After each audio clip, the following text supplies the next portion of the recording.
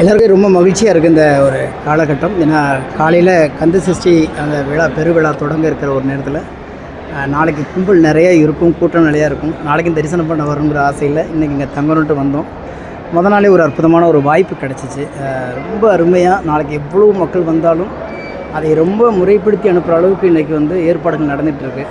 இன்றைக்கி பார்க்குறவங்க ரொம்ப ஃப்ரீயாக பார்க்குறாங்க. ஆனால் நாளைக்கு காலையில் ஒரு பெரும் மக்கள் திரள் இருக்கும்.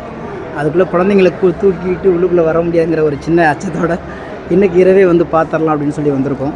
மகிழ்ச்சியாக இருக்குது. ஒரு பக்தர்களுக்கு எல்லா வசதிகளையும் பண்ணியிருக்காங்க இங்கே எல்லாருமே.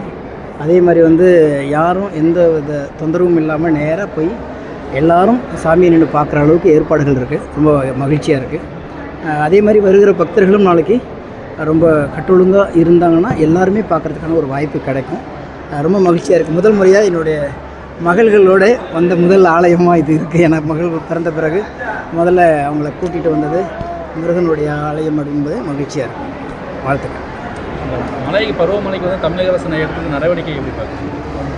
இல்லை, ஏற்கனவே திட்டமிட்டது. அதை எதிர்பார்க்காமல் இப்போ அதிகமான மழை வந்துருச்சு. அதுக்கான துரிதமான வேலைகளை பண்ணியிருக்கேன். இப்போ நான் இருக்கிற இடத்துல கூட ஏற்கனவே தொடங்கப்பட்ட விஷயங்கள் 80% முடிஞ்சிருச்சு. ஒரு சில இடத்துல கொஞ்சம் இருக்குது. அது சீக்கிரமாக சரி பண்ணிவிடுவாங்க பெருமழை வரத்துக்குள்ளங்கிற நம்பிக்கை இருக்குது. எல்லா ஏற்பாடுகளும் பண்ணிக்கிட்டே இருக்காங்க அப்படிங்கிற நம்பிக்கை தான் எனக்கு. திருமாவளவன் கார் சம்பந்தமாக இப்போ வழக்கறிஞர்ல இந்த அரசியலில் நம்ம ஆலயத்துக்கு அப்புறம் வச்சுக்கலாமேன்னு. ஏன்னா ஆலயத்தில் எல்லோரும் மகிழ்ச்சியாக எல்லோரும் நல்லா இருக்கணும், எல்லாருமே கிடைக்கணுங்கிற ஒரு ஆத்ம திருப்திக்காண்டி வரும். இங்கே அரசியல் பற்றி பேச வேணாம் நான் நினைக்கிறேன். ஏன்னா அரசியல் இருந்தாலும், ஆனால் என்னை பொறுத்த வரைக்கும் இங்கே எல்லாருமே இணக்கமாக கடந்து போகிறது தான் ஒரு நல்ல மானுடத்தின் பண்பாக இருக்கும்னு நான் நம்புகிறேன்.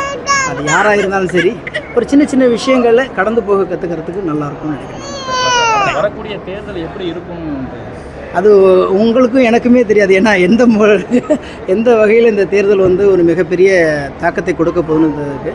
ஆனால் வருகிற தேர்தலுக்கு இத்தனை வருடம் வந்த தேர்தலை விட வருகிற தேர்தலுக்கு இப்போயே எல்லா கட்சிகளும் ஆயத்தமாக இருக்கிறது ஒரு பெரும் யுத்தத்தை எல்லா கட்சிகளுமே சந்திக்க வேண்டிய ஒரு நிலைமை வரும் அப்படிங்கிற ஒரு நிர்பந்தம் இருந்துகிட்ருக்காங்க.